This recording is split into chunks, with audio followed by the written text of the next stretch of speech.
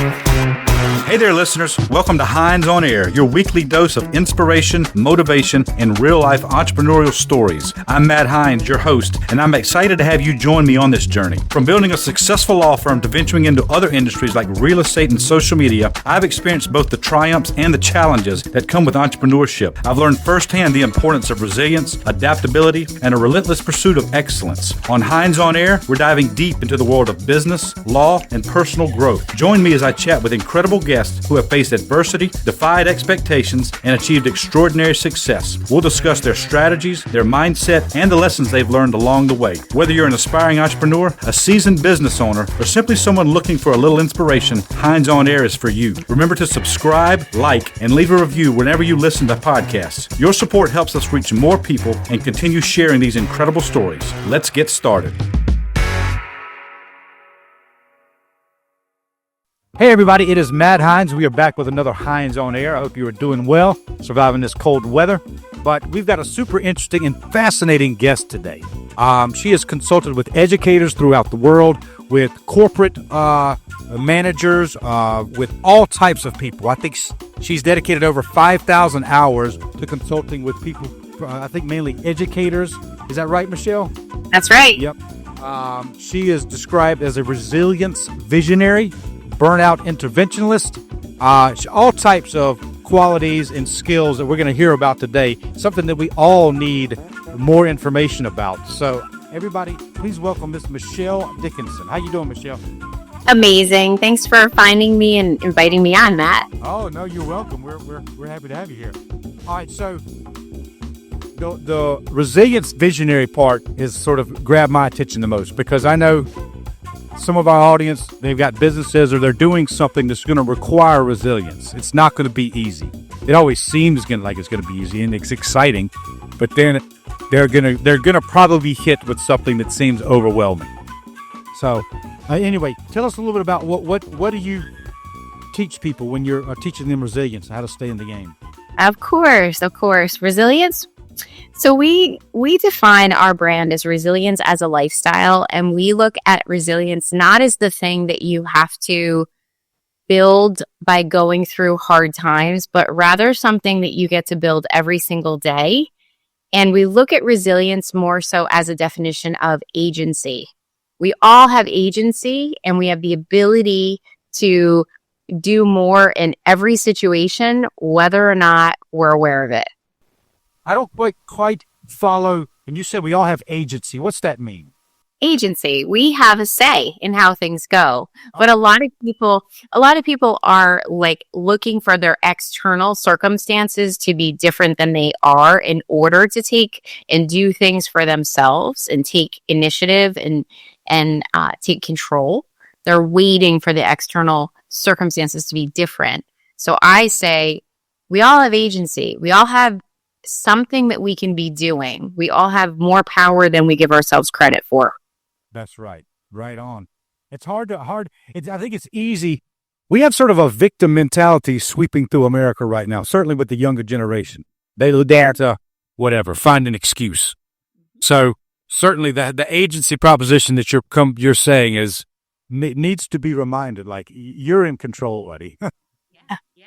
Absolutely. Certainly to the degree I think that people give up that control, the longer it's going to take to come up with any solution, or the longer it's going to take to achieve whatever result they sought out to achieve. Yeah, absolutely. It's very easy to be resigned, to wear a victim sort of jacket and just kind of throw your hands up in the air and disagree with the way things are. But there's no power in that. And if you're up to some big things in life, you need to figure a way to not get in that headspace and just keep going for your goals and your dreams. Right. All right. So let's say, I try to be an entrepreneur. Sometimes it works, sometimes it doesn't. So let's say I'm a client of yours and I call it like, geez, I've started this company. It's failing. How would you apply what you're talking about now? Is there like a method that you use with somebody, or is it more of just a kind of discussion and you go with? No. No, I mean, and listen, I've been on this entrepreneur journey, for the past 5+ years, and it's not easy. It's probably one of the most grueling experiences of my life. I mean, when I was in a corporate job, everything was laid out for me. This is what you do. This is what you get paid. This is, these are all the perks, so I get it. It's hard to be an entrepreneur, and it's hard to keep your head up in moments when it gets dark. So the way we look at resilience is we look at two things. We are what we repeatedly think, and we are what we repeatedly do. So a lot of times people don't even realize that the narrative that goes on in their mind is influencing their day-to-day experience, and what they're doing for themselves physically is also going to directly influence their experience every day. So again, going back to agency, you have the ability to shift your thoughts. You have the ability to shift your practices. If you shift those two things, you're going to start feeling a little bit more in control in the cockpit of your life instead of waiting for things to be different and disagreeing with your reality. So you would say, I guess, just get into action. Like, all right, so what can you do now? Yeah. So, the human mind is not wired to make us happy. It's wired to protect us. So it's always going to be looking for things that are wrong, things that we disagree with, things that piss us off. It's always going to go there organically. And so you can't leave your mind unattended. You have to be aware of what's going on up there. I call it, the internal voice, I call it the itty bitty shitty committee, the one that's always commenting, always making you aware of the things that bother you. And there's no real power there. So whatever we focus our attention on is always going to expand. So if you want to be a creator and you want to create and go for the goals and dreams that you have to start to take a step back and start to analyze, where's my mind most of the day? What am I thinking about? What am I focusing my attention on? Am I focusing my attention on growing my business or sitting here pissed off that I only have one client? So you have a choice. So you could redirect that energy and start, like you said, getting into action, thinking about different things. What possibilities can you see? We have the ability to suffocate the negative thoughts and redirect our focus over to where we're actually getting excited and feeling good about what we're doing. Right on. I agree with everything you've said. I have a very random question. Have you ever heard of something called Dianetics? Oh, wow. God, I haven't heard that word in a long, long time. No. Dianetics and Scientology, I'm a big practitioner of it, and I'm not going to branch off and get into all the all the stuff you're talking about, sort of the mental thoughts, overcoming those, how to put ourselves above that negativity and stuff. It sounds like it's right up that alley. I didn't know if that's something dealt with. Okay, interesting. Well, no, I'm right with you. I think when people come to me and need, I don't know, they want to not complain, they just need somebody to talk to. Sure. My first thing is, okay, well, what can you do? Like, how can you get back into action other than going back and forth about the misery of it all? Like, what can you? Usually they can come up with one step forward, like something. They can start getting on the right path to overcome. Yeah, that's agency. That's like looking around and going, in this situation, there is something I have control over, and that's what I have to focus on. Yeah. I think part of the some of the consulting groups that we're with, and something we try to practice in our office, is the 1-3-1 rule. They, I think, show you how well I apply it because I can't remember right now. But it's the one is the problem, 30 or 3 potential solutions, and then what's the best one? So oh my gosh, I can't get this filed on time because the courthouse is closing. All right, give me 3 possibilities, pick the best one, go. And it shifts people from being victim to in control or at cause of the situation. Yeah. You cannot leave your mind unattended. It will always focus on your problems. Yeah. So all right, so you've done a lot of consulting with educators and all. Yes. What is the message to them? Oh, Lord, there's so many educators right now that are leaving teaching, and it makes me nervous, the future of our children, right? So a lot of teachers have a tremendous amount of pressure on their shoulders, whether it's from a new type of student that has extraordinary needs, behavioral issues, concerns, short staff, so they're covering more in the classroom than they've ever had to before. Changing in curriculum, we know that that's rapidly changing. So they're having to do a lot of different things. So they're burning out, and a lot of them are contemplating leaving teaching. So they come to me through the school district. I typically get retainers with school districts so they can access me. And what we do is we take a step back and we look at how are they thinking, what's their mindset, and then what are they doing for themselves. Teachers are givers. They are notorious for giving until they have absolutely nothing left to give. And so it's really getting them to start thinking about they have to put the oxygen mask on themselves. They have to start making and finding some time for themselves so they can keep going and stay in the long game. So that's how I mostly am supporting them. When you say time for themselves, you mean personal time away from the school? Or what do you mean? I mean, having more balance in their life so they're taking better care of their bodies, their minds, so that they can show up on the job. So I'm talking something as basic as, are you getting 8 hours of sleep? Are you moving your body at all during the day? Are you drinking coffee all day? Are you drinking water? Are you eating nutrient-dense foods? Are you on the weekend spending the whole weekend working, or are you disconnecting and going and connecting with your family, the people you love? Like, what are you doing outside of work that's going to help fill your cup? So there's a variety of things we look at so that we can start to get them back into balance. So it sounds like in those situations, work's not the issue. It's more of a personal thing that's going on that might. Right. But if you ask them, work is the issue. And most teachers come to me and say, when I get an 8 in my classroom, when they change the curriculum, next year when I'm in a different space and we have a new principal, all of these external circumstances, they're waiting to change in order to actually start to feel better about themselves and their job. And that's when I'm like, stop waiting for the external world to change and start looking at what can I do for myself right now. Yeah, that makes perfect sense. I had a friend of mine. She was having trouble. She's basically the issue with her was relationships, not having a stable relationship. And I remember speaking with her, and after talking, you spot different issues going on with her as an individual. And so my thing to her was, okay, let's pause on the relationship. Let's handle you first. Once you get in order, the relationship is much more likely to occur when you yourself are a little bit more stable. But she herself individually was in a unstable situation, and honestly, it would probably repel any type of meaningful relationship. I don't think it's going to coalesce around that type of energy. I don't know. It's hard to look in the mirror and realize you are the common denominator. Yeah, you know, right. It's hard. It's not a comfortable thing to do.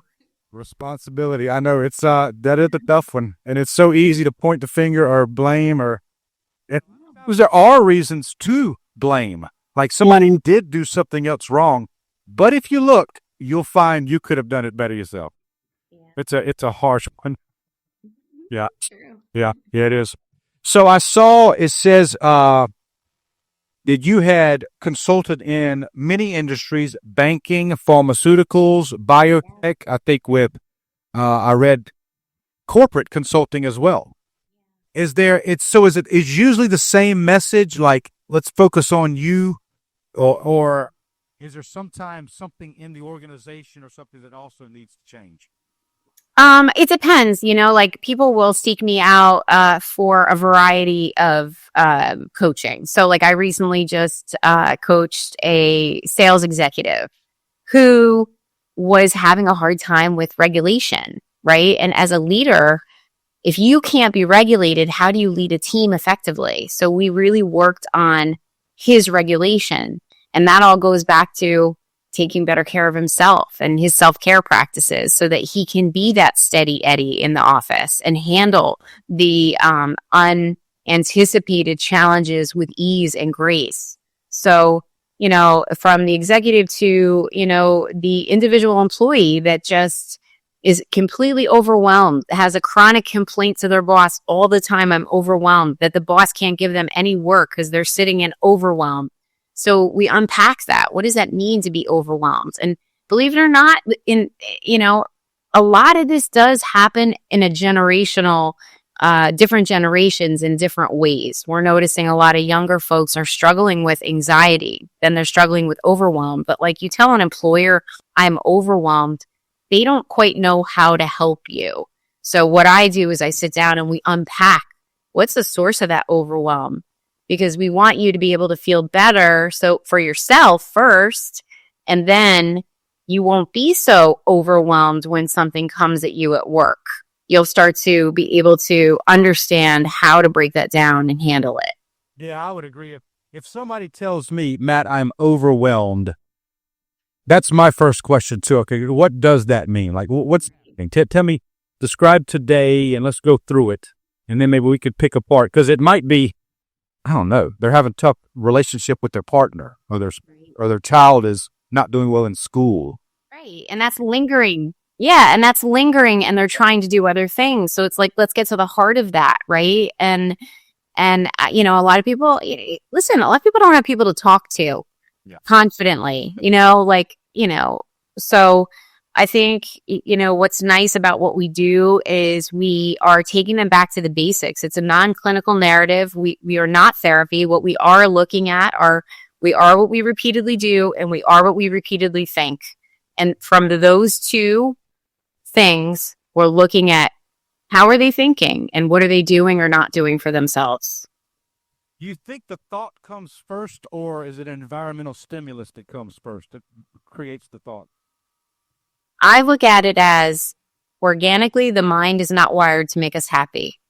So the mind is always going to be looking for it's fight or flight. It's trying to protect you. So it's going to be looking around for every possible threat or thing that bothers you that could harm you. So organically, it wants to think about everything that's a problem, right? So most people go, well, I can't be positive. Well, it's like, no, your mind is doing what it does. If you want to be happy, you got to choose a different thought, and you got to get out of autopilot and start redirecting your thought and get excited about the things you're creating and focus on the things that are good and the gratitude you have for everything that you do have in your life, not only what's missing. Yeah, I got you. You think that something like love and happiness and all that, is that a forced emotion pushed through with the negativity in the mind, or is that a natural reaction? I think, I think it's natural when there isn't so much stuff in the way. Okay. The average person is riddled with their responsibilities, their burdens, and they don't understand that that's not how life has to go. Right? They have a say that like they can create joy in their life. And once you can shift your focus and first and foremost, get present to how you're thinking. Awareness, self-awareness is the gold, right? Like, so if people could start to become less connected to the external world and, addicted to the dopamine hits of the social media and everything, and can become more curious about themselves and be with themselves and know themselves, it's a lot easier than to be like, okay, I'm going to choose to focus on these things that are going well in my life. And then you'll feel better, and then you can be in a place of creation. I got you. That's cool. I guess my response, I would push forward with the idea more that the happiness and the good stuff is the more natural tendencies of the mind, and the anger and doubt and whatever is extra, not a native thing. Is just, it's not inherent. It is additive. I don't know. Yeah. I don't know if that communicates or not. No. I hear you. I would agree that our natural state is love. Absolutely. I agree with that. But there's so much noise in the world. There's so much distraction. There's so many problems. There's so many things that are getting in between that natural place of love, so we can't really feel it because we're distracted. Yeah, no, there's plenty of that. That's for sure. I did have a follow-up. You're talking about training the sales exec. You said he had trouble with regulation. Is that about like showing up to work on time or following the, like, what do you mean by that? When I say regulation, it's being able to handle stressful situations professionally. Regulation meaning my mood, my temperament, my disposition, my ability to stay in control in those high pressure moments. So he'd just freak out and get angry? I just think he was raised in an environment where that type of behavior was tolerated, and now he's in a senior level role and is demonstrating what he was taught. Right. That makes sense. Yeah. That can be trouble for the juniors underneath him. Absolutely. It'd be managed by somebody like that when you don't really want, there's such an unpredictable outcome. You don't know. Right. That would be tough. Well, did he change? Absolutely. Yeah. Oh, absolutely. By the end of our time together, that guy, well, he had a baby and a wife, and he just made his routine rock solid. Like, we're talking running, meditating, journaling, handling his sleep, and those things all stacked up so that he walked into the building more regulated and calm. Very good. You mentioned journaling. I haven't heard of that one. Is that, if you were to counsel somebody, would you say keep a journal, a daily journal? Yeah, journaling's a great tool to get out those emotions and feelings you're having in a safe place. And a lot of people just like to mindlessly journal to just get out everything that's like swirling around, that they just want to sort of get it out and write it and be done with it. Yeah, I got you. That's good. And I've seen that many times too. When somebody has a child, it certainly changes things. I've seen people that I never thought could possibly change. I didn't even think they'd survive to the age of adulthood. And then they have a child, and I'm like, son of a gun, this guy's a decent human being. It's that's it does soften them. Yeah, they get a little lag. Any other? I've got to go in just a minute. I appreciate all of your time. Any other stories or examples you can think of where you started with somebody, they were going through this problem?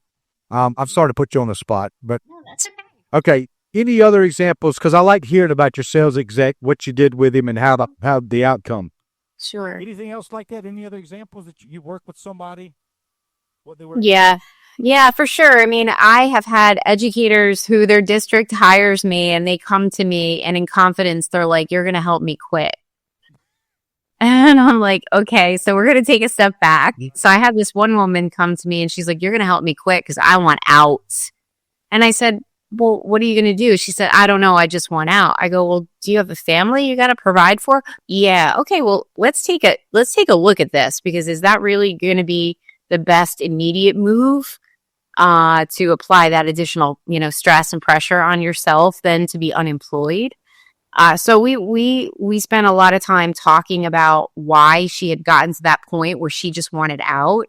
And then slowly, after we realized she was doing nothing for herself, she was pouring herself into her job hour after hour, weekend after weekend, and she started to reclaim some footing and balance. She started to be able to get things back into perspective, right? Distancing herself, not working 10-hour days, reconnecting with her family, finding a little bit of joy. Ultimately, she never quit. Ultimately, she saw what it was that she loved about teaching, and she just made it a non-negotiable to start taking better care of herself for the benefit of her family, because there's always going to be an impact on the people we love. We don't show up the way we want to. We're short with them. We're mean to them. We're exhausted, so therefore we can't engage with them. So she got the impact on her family and then started doing more for herself, and then was able to just keep those boundaries healthy so she could continue doing a job that she truly did love but had forgotten why. Good for you. She's lucky to have you. Well, yeah, a lot of people like that could end up on prescription drugs or whatever, going through all kinds of craziness. But you found the cause. You do. That's great. That's great. I love it. I love what I do. I love helping people. It makes me happy. Yeah, absolutely. Well, good. Well, listen, Michelle, It has been awesome speaking with you. Thank you for all that you're doing for everybody. This is great. You're changing the world and making it better and happier and everything.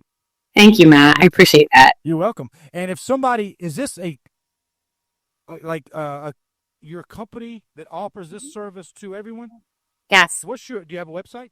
I do. It's called www.resiliencelifestyle.com.